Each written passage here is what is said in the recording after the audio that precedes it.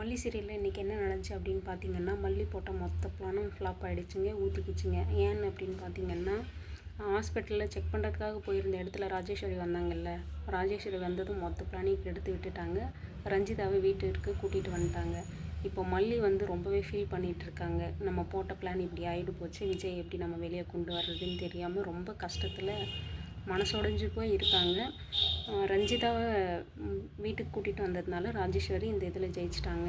அப்படி வீட்டுக்கு கூட்டிகிட்டு வந்த ரஞ்சிதா கிட்ட ராஜேஸ்வரி கேட்டுட்ருக்காங்க. என்ன சொல்லி கேட்டிருக்காங்கன்னா, உங்கள் அப்பா உன் மேலே ரொம்ப பாசமாக இருக்காருல்ல அப்படின்னு சொல்லிட்டு, உன் மேலே ரொம்ப அன்பு காட்டுறாங்க அப்படின்னு சொல்லிகிட்ருக்காங்க. ரஞ்சிதாவும் ஆமாம், எங்கள் அப்பா என் மேலே ரொம்ப பாசமாக இருக்கார், எனக்கு அதை நினச்சி ரொம்ப சந்தோஷமாக இருக்குது அப்படின்னு சொல்லிட்டு பேசிகிட்ருக்காங்க. ராஜேஸ்வரி அதுக்கு ஒன்று சொல்கிறாங்க. என்னென்ன அப்படின்னு பார்த்திங்கன்னா, இங்கே ஒன்று நடந்துச்சு இல்லை, இந்த ட்ராமா ஒன்று, அதாவது நம்ம வீட்டுக்கு ரைடு வந்தது, நீ ஹாஸ்பிட்டலுக்கு போனது, இது எல்லாத்துக்குமே காரணம் உங்கள் அப்பா தான் அப்படின்னு சொல்கிறாங்க. நம்மளை மாட்டி விட பார்க்குறது உங்கள் அப்பா தான், அந்த மல்லிக்கு ஹெல்ப் பண்ணிகிட்ருக்காரு அப்படின்னு சொல்லிட்டு சொல்லவும் ரஞ்சிதாவுக்கு ஒரே ஷாக்கிங் ஆகுது.